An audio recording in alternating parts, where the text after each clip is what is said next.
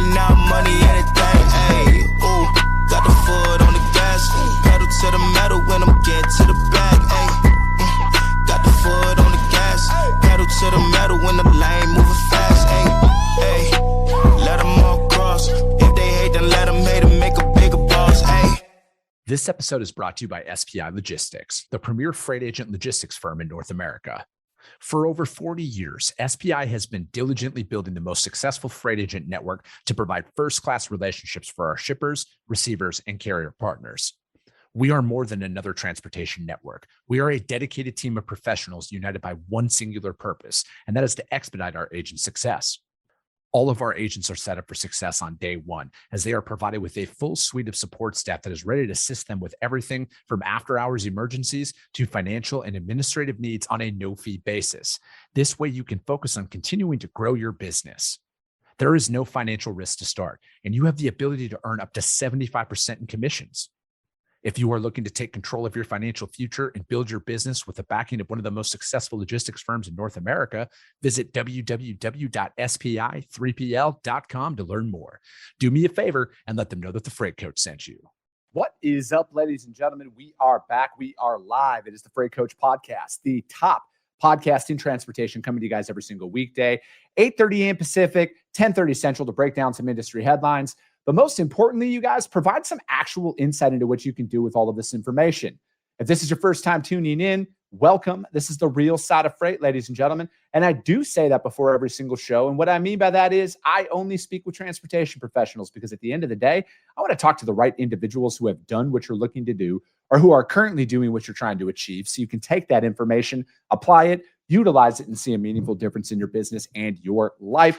Happy Friday, everybody. I got a very special guest for you guys here today. I'm going to bring him up. He's been on the show in the past, but we're going to be talking about the seasonal pivot. You guys, produce season is inevitably upon us here. It generally starts in, March, but we're going to get ahead of this because just as also another reminder, you guys, it's Valentine's Day tomorrow. So if you're married, have a girlfriend, might want to get ahead of that. You still got 24 hours to act like you've been planning it out for months. And we're going to be talking about that as well, the flowers effect on the produce market. So I have my good friend, Dean Croke, back on the show. Dean, thank you so much for taking the time to join me today. Good to be with you. Been too long. No, it has. And it's like, anytime you come on the show, I cherish these conversations, Dean, because you have such a great perspective on the industry. You drove, you've been on all sides, and you are one of the individuals that I have followed the most when it comes down to your takes on the market and what's going on out there. And, we obviously DAT is the official data partner of the Freight Coach Podcast now. And we do a freight market analysis 3 times a week. So we choose, and it's all viewer submitted lanes, because I always want people involved in it. Like, what are they seeing from their desks? How can I help them assess the lanes that they're moving to kind of get ahead of some of these seasonal spikes that are out there? So if you're open to this, Dean, the viewers submitted, it's Miami, Florida to Charlotte, North Carolina, and it's a reefer. And this kind of is going to go into our conversation today. So I'm laying up here, and I wanted to talk about kind of what we're seeing out here in the market as a whole right now. And so for those individuals, Dean, who are unfamiliar with your guys' platform, what goes into like the 7-day and the 15-day data points here? From a subscription level, are you sort of asking, where does the data come from? Yeah. We have a bunch of subscribers that send in the data every night. We've got brokers, carriers, and shippers. The overwhelming volume of data comes in from our brokers. It's probably a 70-20-10 split between brokers, carriers, and shippers. Overwhelmingly, weighted towards dry van, because that's the majority of freight in the market. So I think the important data point, though, is that the majority of the loads are in the majority of rates are in before the loads are delivered. I think it's something like 75% of the loads are into our platform before the loads are delivered. So they're coming in from the TMS systems every night. Then they're averages, right? So we do a lot of cleaning of the data. We take out the highs and the lows so that we end up with an average, so that you scrub out some of those round trip rates or those, really high rates, really low rates, and you come up with an average rate for a lane and then you have a minimum number of subscribers on a lane. So you end up with what's the best average that you can sort of describe as a starting point for your negotiations. Now, I think it's fair to say that when you look at a rate on a lane, that's not what someone's precisely carrying a load for on that lane, but for those in the space, it's a starting point. I think that's how I use the rate. So it's, DAT's been at this for 47 years. It's we've got a fairly deep bench when it comes to data. And I think if you follow Ken Adamo, he had a great post this morning about Ratecast's accuracy. The depth of this data, as I've been here just over 5 years, and I've been constantly amazed at how accurate Ratecast has been based on the data and the depth of this data that comes in every night. Ratecast is running somewhere in that 90 to 95% accuracy, but it's been really accurate in predicting this current cycle. Yeah. And his LinkedIn post this morning was very accurate in terms of how accurate Ratecast was predicting this current cycle we're in now. And he's got an interesting forecast out to 2027 right now. So encourage everybody to have a look at that if you're interested in where we think spot rates are going. No, I saw Ken's post this morning, and I agree with everything that he's saying. And, because it's like, I look at this right now, Dean, like even at this data set alone, I pay attention to all of these markers that kind of come across here. And, again, some people see a $500 variance, right, between today and the 1 year mark. And, for me, it's like, I look at this trend line here, most importantly, and it's like, all right, how can we I always go to the highest numbers, right? And for me, it's like, all right, May 2025, there was a spike in prices. What was that? All right, there's a holiday that comes along in that time. So that drives a lot of it. And then that's also kind of, you can almost see the produce off here, right? Yeah, Well, Chris, you're talking outbound Miami, right? So outbound Miami, you get a lot of capacity tightness because Lakeland produce season really comes online just north of Miami. So that sucks a lot of reefer capacity out of the market into that central Florida region. So Miami competes with that, but it's also Mother's Day. So Mother's Day is your peak floral shipment season. It dwarfs this week in terms of Valentine's Day. And I think that's an important point because what you're talking about here is seasonality. And this chart is one of the really interesting charts because you can see on the far left there, February, that little blip. And so it's a blip, but it's seasonally, it happens every year. But look at Mother's Day blip. So outbound Miami's not a big produce market, but those two blips are your floral peaks. And I think it's important because this week's a really good example. 90% of our Valentine's Day flowers come from South America, from Ecuador and Colombia. And I'll have a post out in the morning on social media where I've looked at the last week's air freighters, and I've got a fast forward video of the last week's air freighters running back and forward. And it's a fascinating look at how all of these planes have dropped something like 52,000 tons of floral arrangements into the market. And of course, they're all running out of Miami on teams and a bunch of solo reefer trucks. But it's such a concentrated market, and the funnel shape of Florida is a really interesting market because there's only one way out. Yeah. And because the US imports the vast majority of its flowers, unlike Europe, where they grow the majority of their flowers, we import the majority. About 90% of our flowers for Valentine's Day come into Miami, 10% into Los Angeles. So you see this heavy concentration of floral arrangements into Miami. And then, of course, it really hits in this 2-week period leading up to tomorrow. So we see this concentration of volume and then rates. And they really peak. They started peaking on Monday, and they've kind of been elevated all week to the point where rates have been it's somewhere in that 25 to 30% higher than where they were a year ago, which, Chris, I think that's a really interesting data point in and of itself because rates have been up out of Florida. I did a post on it yesterday or the day before when I was sitting at the airport watching these planes come in and out. And because I'm a real data nerd and a bit of a transport geek, and I just love watching the old 747s that have been converted into cargo freighters. And I'm watching them thinking, heck, like on the other side of this are all the trucks on the other side of the dock there. And I could see all the trailers loading. And I thought this is kind of fascinating, because the volume surge is translating into this sort of rate surge that's paying carriers to Philly, Boston, Atlanta, Baltimore, even Dallas, somewhere in the order of $1,200 to $1,500 more per load than a year ago. So now we're ordering more flowers. Well, we're not. No, when I say that, we're spending more on flowers. That doesn't mean we're buying more flowers in terms of tons. There could be an inflationary effect there.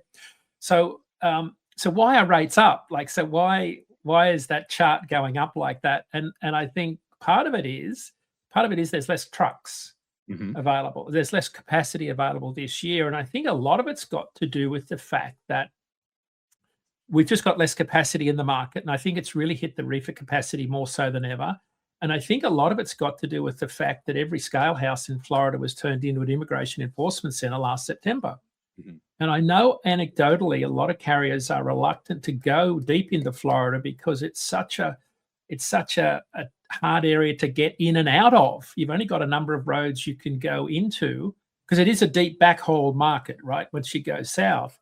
But if you think about every scale house has got ICE or DHS people sitting there, unless you're 100% squeaky clean, it's not a place that a lot of people wanted to go to. And I think that, and look, this is not news to people. If you've been listening to me on my IQ show, I've been saying this for 3 months, right? Yeah. And of course, here we are. I've been saying there's 4 things to watch for. Avocados and limes ahead of Super Bowl. Well, that came through. Berries out of Lakeland. Well, the cold weather has delayed that. Those volumes are down this week. Valentine's Day was the other one. And of course, when we see the transition of lettuce from Yuma back to Salinas, that'll be the real crunch as to how much capacity has left the market. But I think the reefer market and produce season is going to be really interesting this year. But the fact that this week we're already seeing produce volumes paying carriers $1,200 to $1,500 more per load, I think that's a really interesting data point. And and we're going to end the land analysis at this from here, because I'm of that mindset, Dean, with you, where it's like, and I've said this a lot. You brought up with the immigration checkpoints and everything, and I'm to the point where, and I said this on the show yesterday, I'm like, there is a potential golden age of freight that is coming to the 100% legitimate carriers that are out there, especially in some of these markets where it's like, there will be able to charge an absolute premium to go and take these loads now, because it's like, hey, listen, we are XYZ company. Here's all our paperwork. They're going to be able to get more money. I think that this is what this is inevitably driving out of there. I mean, I just saw something on social media 2 days ago where a driver was in Florida, and he had showed there was like 15 trailers left at the scale house at one scale he went through, because there was all of those drivers who failed a variety. You can't prove what they got suspended for, but like the trucks were gone, the trucks were towed. There was 15 trailers at that one scale house alone. So I think I would say that the outbound Florida market could potentially drive some, I don't want to say historically highest rates ever, but this is going to drive in one of those potential markets here coming up, where those carriers that are dialed in, this is their time to take advantage of that. Well, those rates there on that Charlotte lane, right, are 46% higher year over year. There's something to this. Yes. And I think what's important is we haven't even got into peak produce season in Florida, because it doesn't hit till May. Yep. Now, this cold snap has delayed the maturity of the strawberries up in Lakeland. So we're off to a bit of a late start. So there will be a hit on volumes. But we will see produce season. It gets to that hot part of May, and then you'll see that produce season fall off. But I think, Chris, the interesting trend that I'm watching is, that as we move north through the latitudes and temperatures warm, we get into the southeast, and produce season really hits the starting line. You get to Vidalia Onion pack date in April, and then we're really into that peak produce season in the southeast. If you're already seeing a capacity attrition in the broader market and reefer market in particular, because you and I, most people know that produce is a real spot market play because of its time-sensitive regional nature. I think personally, talking to a lot of drivers and just the way that market shakes out, I think that the enforcement actions on a lot of our drivers in the last 6 to 9 months has disproportionately impacted the refrigerated sector, particularly California carriers, California minority carriers. And you've only got to do some internet searches and you'll see lots of stories on YouTube and different news outlets about California capacity that's been reluctant to leave their state. So that sort of sets up a really interesting produce season. And of course, if that impacts reefer rates, well, that drags up dry van rates, and it kind of sets up an interesting scenario for the rest of the year. And for me, you guys, the outbound Florida market, specifically into produce, is the epitome of stability in the sense of you want to read a market for the long term, because Florida, for the entirety of my career, has performed in the exact same manner. So from my perspective, you're probably going to see some pretty decent spikes here coming up this produce season out of Florida in particular. I think this is one of those to watch where you're going to be in a very good position if you are truck in hand spot market. But if you bid RFP freight out of there and you already have locked in rates for 2026 and you did not consider anything that's happening right now, I would pay attention to the tender rejections specifically in the Southeast. And then from a sales perspective, that is a market I would want to hammer, because what Dean brought up there about like reefer, the Florida market with produce and reefer doesn't just affect reefer. It inevitably drives up the dry van rates as well. So this could be a target rich environment from a sales perspective if you are out there trying to develop business. I'm going to pull that down so we can just. Chris, it's a really good point. I was another broker friend of mine was talking the other day, and someone in his shop was negotiating with a shipper outbound Miami on lower rates, and I said, this isn't the year to be talking about lower rates, locking in lower rates, because this is a year where I think you need to be talking to your customers about rates going in the other direction, because capacity is not a given. But I think just let me touch on something here. I just picked up my last 7 years of rates outbound Miami, and if I could show you the chart, it's like the line chart. I don't know if I can show you. I can't show you that, but it's like this. It's like a double spike. The rates outbound Miami always spike on New Year's Eve, like nearly every market, but it's May. There's a little spike on Valentine's Day, and then it's kind of May every year. To your point, there is extreme concentration of seasonality outbound Miami every single year, going back as far back in the rates as I can see in the outbound market. So it behaves pretty much as we'd expect every single year.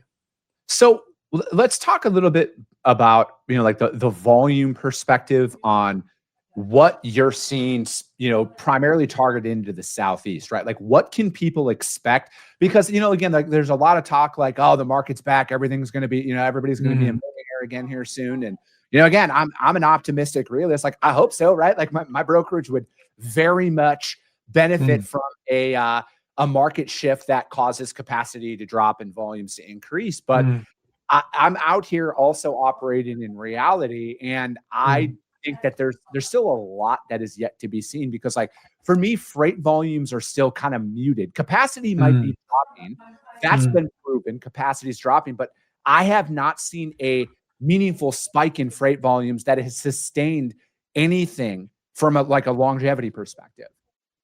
Yeah, let me give you the quick take that I gave the Stifel Transportation Conference, which has a lot of sell-side analysts at, and I basically said to them, here's where I think the market's at, because there will be this will be an interesting year. But I think my headline coming into the year when we wrapped up our year last year was constrained supply meets stabilizing demand, and that means that a lot of that organic attrition in the market that's been leaving the market just means that there's less capacity to absorb the seasonal spikes that we see, and particularly in produce. So that means that whenever you see a big surge around or any sort of a seasonal event like Mother's Day, Valentine's Day, Road Check Week, those sorts of things, rates will surge a little bit higher. But here was my general take on the market. volumes say that it's, we're a very late soft patch, but capacity and pricing say we've likely passed the rate floor. Volumes are soft. Shipment and tonnage indices are at or near cycle lows. Capacity is structurally exiting. National rates are sitting at about 20 to 25% above last year. Contract rates are kind of coming in slightly positive, but it sort of suggests the pricing floor has been reached or passed. Mm-hmm. So the sort of the net is that the freight backdrop is still cold on volume, with most of the recent rate strength coming from the supply side and weather shocks. Yeah. So the 2026 is going to be a gradual, uneven recovery with capacity removal and selective regional tightness doing more work than macro demand. Right? That's the smart way of me. Like that sounds a lot cooler than what I say. Well, that's how I pitched it to these guys, because I said there's no catalyst on the demand front that's going to lift the entire market, but you will see pockets and maybe equipment types where there's going to be regional tightness that will be off the charts. It's a bit like flatbed. Anything to do with flatbed, AI, and data centers has driven the spot market off the charts this year, whereas flatbed contract is heading in the other direction.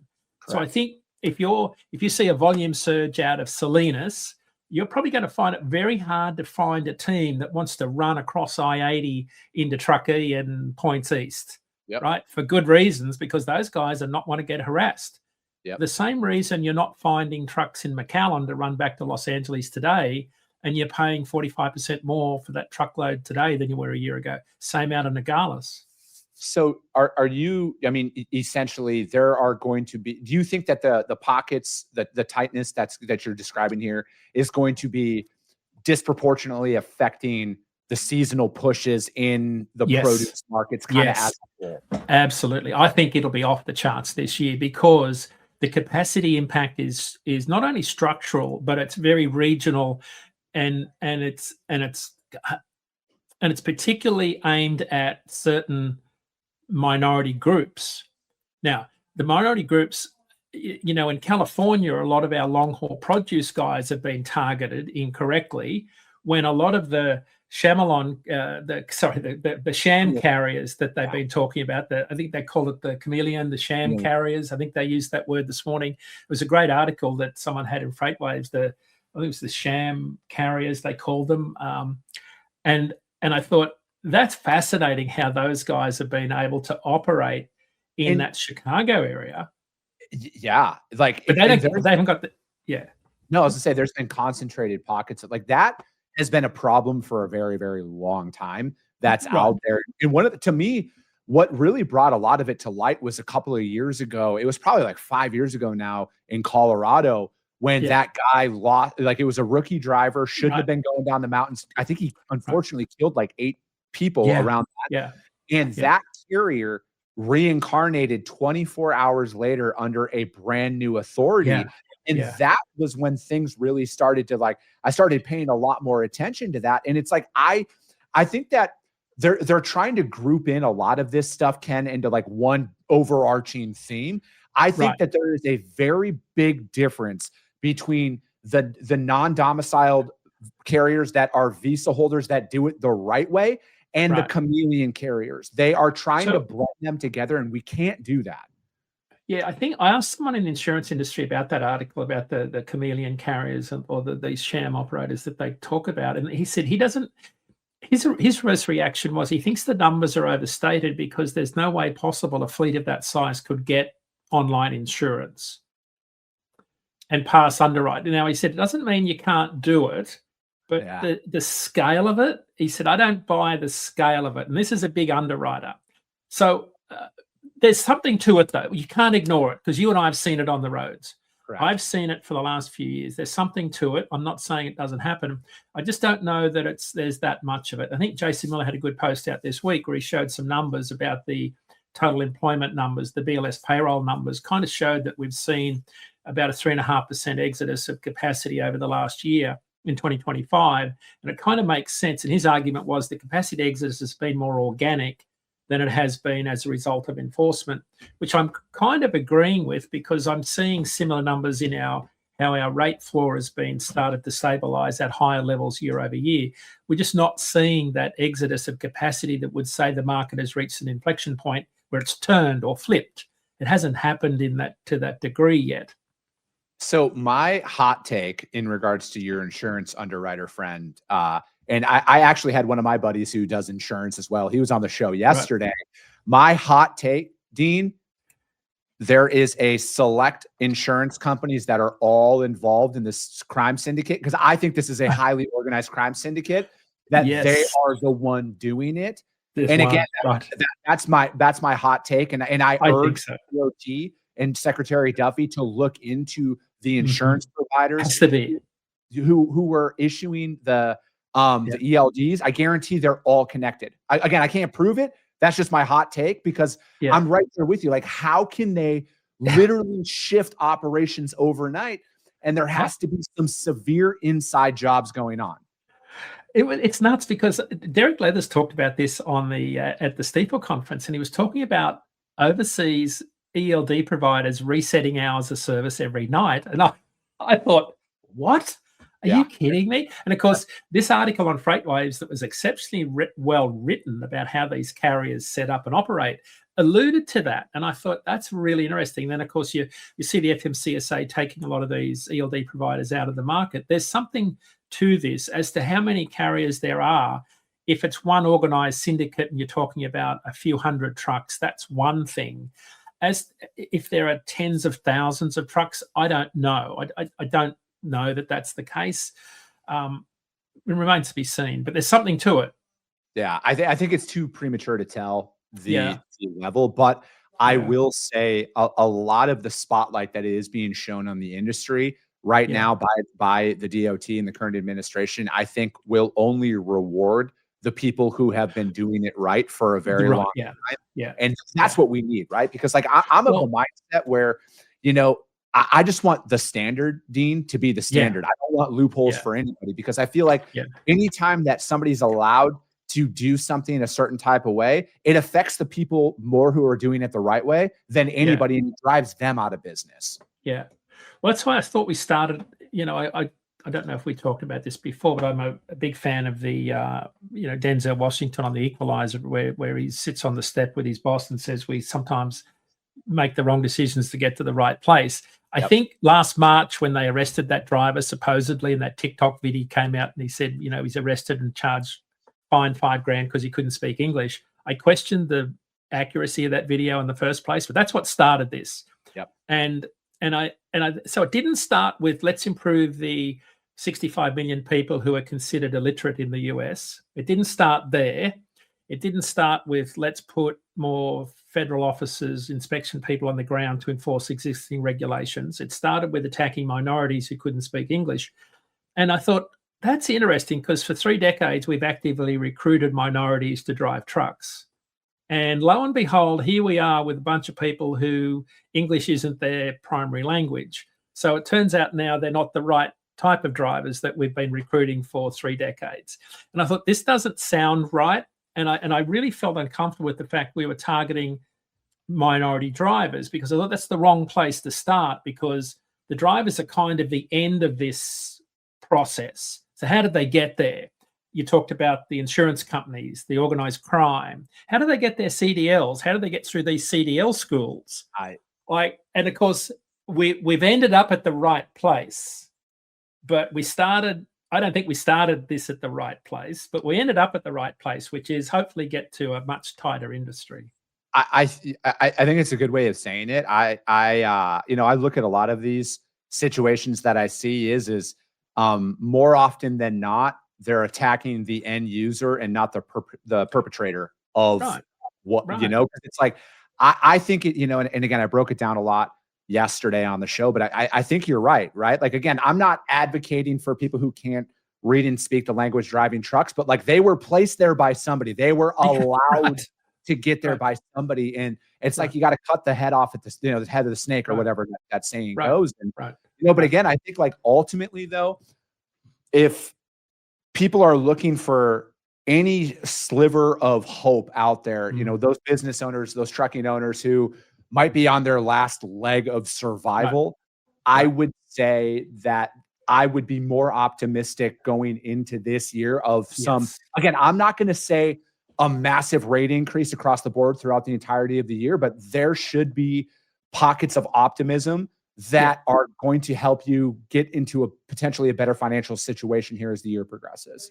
If you've been able to survive the last 3 years, this has to be the year when things turn for you, because a lot of this capacity that's been keeping a lid on rates, which is the capacity we're talking about now, a lot of this marginal illegal capacity that's been able to reset their hours of service, have cheap labor costs, you know, that's been part of this nexus of carriers that have been able to suppress any sort of rate upward movement every time there's been a surge in demand. Like that's been a theme that we've seen in the market. So I think that capacity leaves the market this year. If ever there was a market, if ever there was a year, Chris, where this market cleans up its act, it has to be this year. Because if the rhetoric from Washington doesn't achieve anything this year, I don't know that it ever will, because this has to be the year that something happens. Because think about, we're attacking it on a number of fronts, at the how you get your DOT number. Like in the insurance industry is tightening up their requirements, hopefully around who drives a truck. They're asking the right questions about status, immigration status on the insurance renewal process. We've got biometrics coming into place. Now, it's interesting that since April last year, when the biometrics came into place at the FMCSA, the number of carriers entering the industry is down about 47%. So when I look at the number of authorities new coming into the industry, so we're actually getting down to a level now where it looks like we're back to pre-pandemic levels of people coming into the industry. We've still got more carriers to leave.